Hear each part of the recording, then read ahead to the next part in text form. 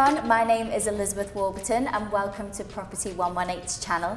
Today I am with one of the award winners from the Property Investor Awards. This is Sanme Adegoke from Rehoboth Property International. Now he won Property Developer of the Year, so an amazing achievement. Firstly, congratulations and thank you very much for joining me today. Thank you for having me, Elizabeth, and congratulations as well for your award as well. Thank you. Okay, so today's interview, we're going to have a little chat about life before property, talk about your award, why you invest in property in the first place, and maybe a little bit about life outside of work as well and who you are as a person. Okay, I published that for my journey. I'm originally from one of the best countries in the world called Nigeria. I don't know if you've ever been to Nigeria. I haven't, okay. No. I'll probably invite you to come to Nigeria. Yeah, I'd love so to. Growing up in Nigeria, as a young boy, I left Nigeria to come do my college and university in the UK. I remember getting to the UK and my first job ever was at McDonald's. And interestingly, I've never had a job growing up in Nigeria because I was being looked after by my parents. Okay. But coming to the UK was a totally different ballgame entirely. And got the job at McDonald's. And McDonald's was the start for me in terms of where my journey started from in the UK. And going to college and going to university, I was able to navigate around my life and understand what the UK was like. And I remember in McDonald's, I started understanding a lot with McDonald's because a lot of people always think McDonald's is a fast food restaurant. But outside that, McDonald's is one of the biggest real estate owners in the world. So I started learning and understanding, wow, this is huge. So it's just not about the fast food. There's also another element to this restaurant. And I was able to pick from there my interest in real estate. So that started from my work experience in McDonald's. And I left McDonald's, going back to uni, studying, and I just knew that property was something I was also going to do. Okay, so what did you study at university? Business management. Okay, nice. So you were 21, you just graduated from university. Whereabouts in the country were you located? So I was living in London. Okay. So throughout the journey for me was, because even when I left McDonald's, I started selling cars. So I've always had this entrepreneurial skill in me that I just knew I needed to do more to kind of survive. So I was selling cars, I was buying cars outside London, bring them into London to sell. Those days were the days where it was easy to just buy a car. You didn't need to have a tax on there. It was just simple and easy. And I used to go buy cars, like 5-10 cars in a week, put it on, it was called the loot paper. Then there was no internet as such, so we could only advertise on the loot papers. And then you had the Auto Trader. Auto Trader didn't have an online platform. It used to be a magazine. So every Wednesday, I would put my stuff on Auto Trader. And once it goes on Auto Trader, within like less than 2-3 hours, you start getting calls. So there was a lot of profit margin from selling cars. That was a beginning for me from leaving McDonald's and knowing that this is an opportunity to make more money from selling cars. And from there, I was also able to invest in Africa. And it was around that period in my life where I was trying to navigate understanding something I'm very big on, which is purpose.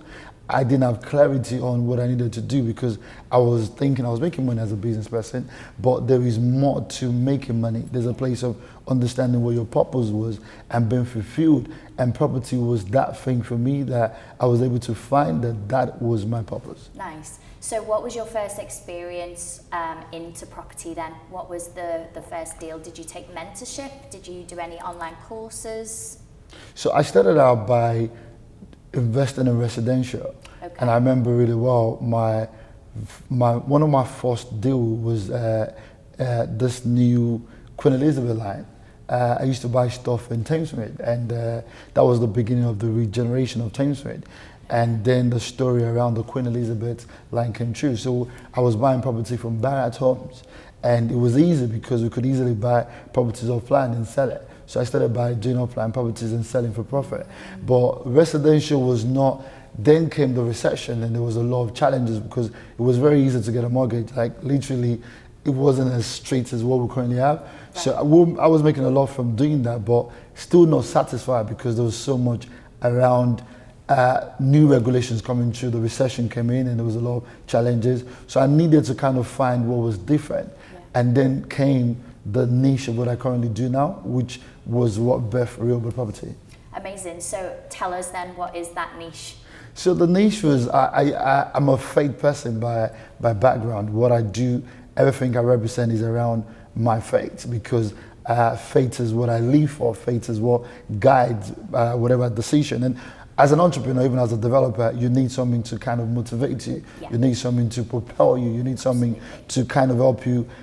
You know this, obviously, as a property investor, it can be quite challenging and daunting. And for me, the faith thing was so key for what I needed to do, understanding my purpose. So I remember when I saw something within the faith community, within the churches, where there's a massive demand for faith buildings. If you have one church building, you probably have about 30 to 40 churches wanting to buy the same building. So I saw this niche as something I could easily get into, because a lot of the people selling, or agents selling to the churches, were not faith people. So it was quite challenging for the pastors.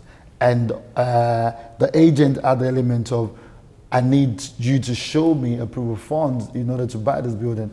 But most of the pastors were it was a thing of faith, because for pastors it was believing and trusting God for the provision of the funds to buy.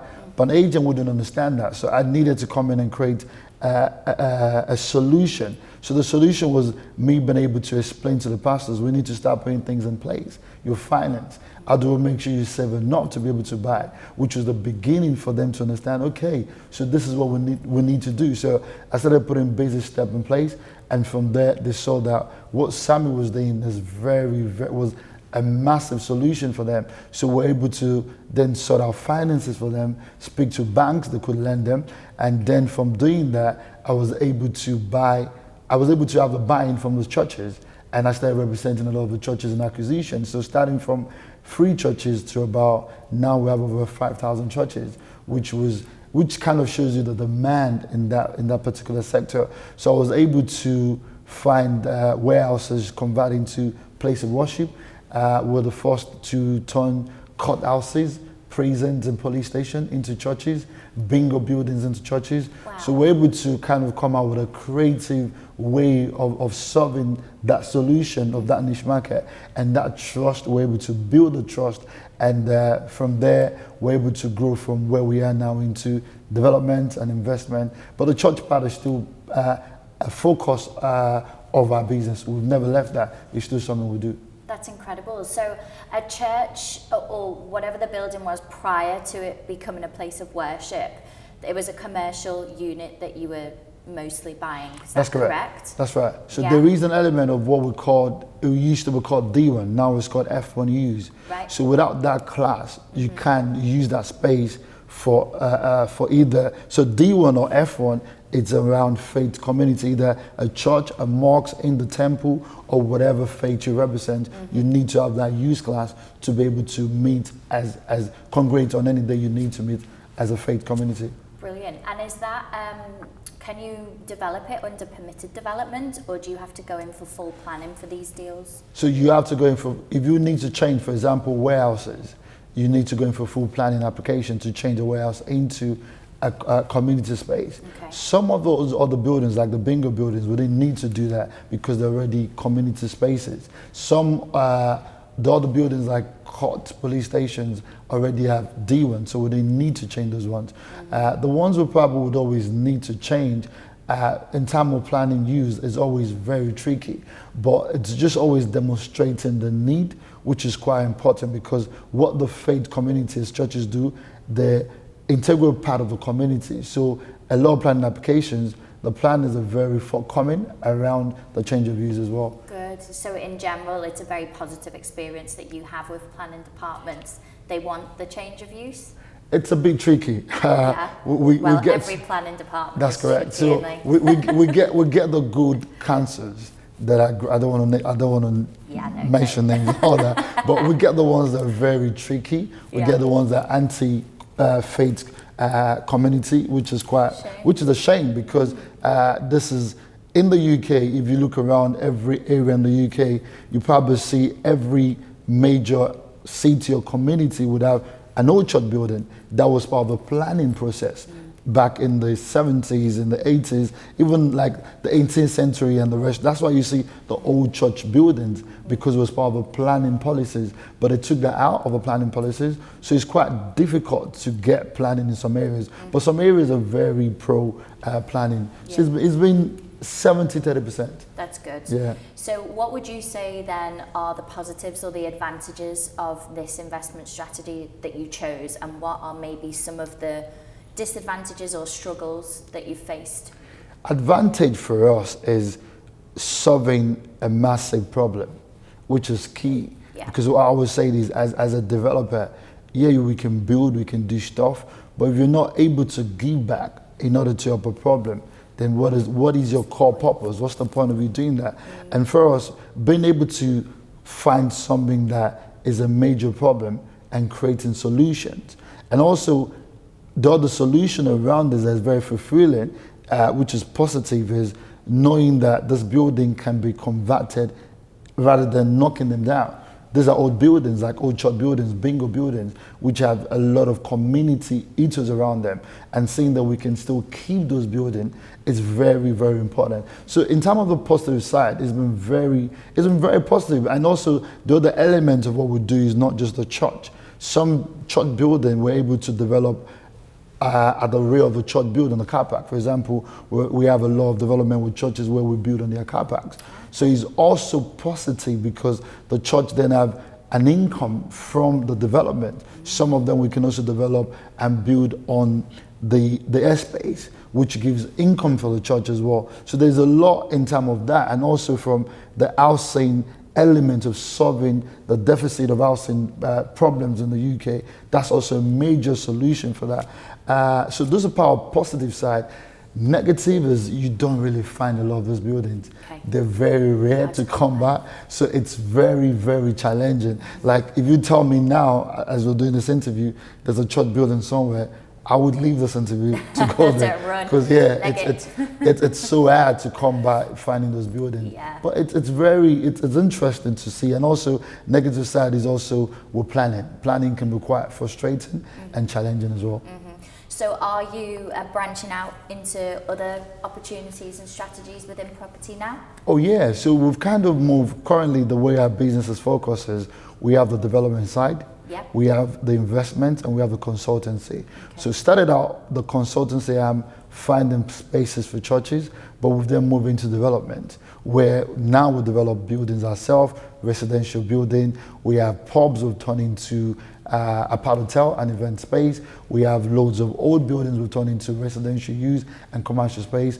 We also have police station we've turned into co-working spaces, which one of the reasons I won the award was that. So we've kind of gone into a different direction as a business, which now is development, investment and consultancy. Great. Well, let's talk then about the development that you won Property Developer of the Year for. Tell us a little bit about that. That's a very interesting one because that was a building that was abandoned for about 8 years.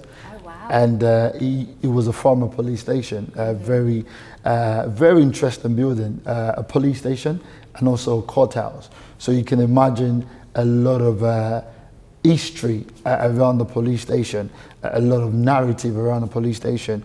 And we've been able to see that changing something that had that negative stigma into something of positivity in the community was huge. When we came into Dartford, it was a sleeping town. We came into Dartford when Dartford was having a massive regeneration. And I keep saying this when it comes to regeneration, a lot of time we focus more into residential outside, but people coming into the town and they need office spaces. Yeah. And the council were even looking at that. And when we bought the building, we thought about, it wasn't just even about the change of use into offices. It was more about, now that we're coming up as developers, what would people remember us for? We can build houses, we can do everything. Like, you probably might not remember the first property you build, you might not remember the developer that sold it to you. But when it comes to giving back to a community, a very, very integral part of what we do as a business is legacy. And I say to people that it's more about your legacy as a developer. What will people remember Rehoboth for in the next 30 years? What will people remember me for in the next 30 years? And for us, we thought about creating a solution which would give back as a legacy building. So the police station was turned into a co-working space, event space, private offices, cafe, podcast space, very attractive building in terms of what we've been able to do with the building. Won a lot of awards for the building, and that's one of the awards, which was the Property Developer of the Year. And within a short period of time, because we started the building in COVID, and which a lot of people said to us, you're going into the market at the wrong time, because COVID was saying the office was shutting down. And everyone was saying they were going to go remote. You're doing the wrong thing. But like I said to you about something important about what I represent is my faith. My faith keeps telling me, the people are saying there's no, you see the positive side. The world is not going to come to an end. It's just COVID. Things are going to change back. And we're able to see that we stayed on with the team. The team kind of, the focus was, let's deliver on this project. And we're able to deliver on that. And currently we have 100% occupancy as we speak in less than 2 years of running the space. So it's been a brilliant one. Yeah. Are you able to talk numbers and where you found the deal? Okay. Yeah, numbers are great, because if you're not talking numbers, you're not a developer. So I'm coming to the place of numbers. It's so interesting when you look at something I always tell people about, something that is different about us as developers and investors, is we speak more about space optimization. How do I optimize more of a space when we buy a building? What can we do with this building? This is a building that's about 10,000 square foot, and we're able to create more than over, in terms of, I'll talk through the cells. So there used to be cells where these were olden cells before. We turned the cells into offices, private offices. So from those cells, now we have 9 cells that are turned into offices, producing about £700 a month. So look at the numbers from that. We also have the cafe. We have the meeting room. We have 2 meeting rooms. We have about 11 private offices. And also we have the co-working space. We're generating currently close to about £380,000 in a year from a building that, if you look at it from a lease perspective, just renting out a 10,000 square foot, you're probably only generating that for maybe £80,000 a year. Now we're generating over £400,000 in income, and we only bought this building for about 1.2 million. So if you look from the numbers on return on investment, you've made more than 100% return. Crazy. So yeah, so that's the kind of stuff we do as a firm. We just don't look at buying buildings for the sake of it. We add value, we look at the numbers. The numbers must be more than 50% return for us. So that's been, we've made good return on that. Yeah, brilliant. Yeah. So where did you find the building? Was it an auction? No, so we have a fantastic relationship with Homes in England, which Homes in England and Her Majesty Court Service. We've been able to buy a lot of buildings from them, and they've seen that a lot of what we do is what I tell people about readaptive reuse of the old building. We don't knock them down, we keep them for the community. So they keep coming back to us and saying, Simon, we love what you guys do. The courthouse is still there, because it's also the history. There's so much history around those buildings. So for us, there was about 20-something developers trying to buy the building, but our track record was good. I remember my good friend Sergeant JLL there. We've done a lot of deals together, from buying courthouses. He represents Majesty and Homes in England, and he said to me, Sammy, I think you would be interested in this. I said, Dartford, it's not in London, so I don't think so. But I said, you know what, I'll come and say it. And that was where I fell in love with the building. And the track record of we've been able to deliver is also important. It's what I tell people as a developer, your credibility, your track record is key. So yeah, that's the way we get building. So we don't normally buy stuff on the market. Majority of what we do as a firm, it's off the market. Okay. So what was the purchase price, your rough build costs, and then what was your GDV? So £1.2 million purchase cost. So we bought 2 buildings for the price of one. Lovely. So a bargain. And spend £1 million on the police station. That's 2.2 million. So 2.2 million. Now the police station came back in valuation at 3.5 million. So we've got a value of 3.5 million on the police station. We've got a value of £2 million on the courthouse. We're just doing the phase 2 of the courthouse. So we have a building that is valued about 3.2 plus 2. That's about 3.2 that's 5.2 million pounds. So 3.5 million plus 2 million. 5.5. No, 5.5. 5.5. 5.5 million. Neither of us can do math. So 5.5 million. So 5.5 million, 1.2 million cost, 1 million pounds, that's in total cost. We still have over 3 million pounds in equity in the building. Excellent, what a deal. Yeah. Very deserving of winning. Thank you. So what's 2023 all about for you then? For us as a firm, it's a big year for us. We've now from Dartford has opened up a lot of opportunity. We're doing something massive in Dover with the council in Dover. We're doing something similar to Dartford in Dover. We're doing something which is even massive in Bromley. It's probably 10 times the size of what we have in Dartford. We also have some amazing stuff in Peterborough. Our focus is always around commuter areas where we can get good return from. Yeah. So Peterborough is another town that we're heavily invested in. And we also have in pipeline close to about 140 something residential apartment we're developing. We're buying more pubs. We have a pub in Camden on Holloway Road that we're turning into an event space and a pub hotel. That's really doing well. It's called Manuka. So you can go book it, and if you want to have a party, we can host it for free. That. It's my birthday next month. So yeah, why not? Let's do that, Manuka. So there's quite a number of interesting deals we have in the pipeline. Brilliant. And also churches as well. So we're still buying. If you find any old church, I'll pay anything for a church. Okay. So we're still buying bingo buildings that we can turn into churches, and 2023 is a very, very important year for us. Excellent. Yeah. You still got a very strong commercial focus then, which is good. You can never forget where you started from. Yeah. So I always believe I need to still stay on track with that.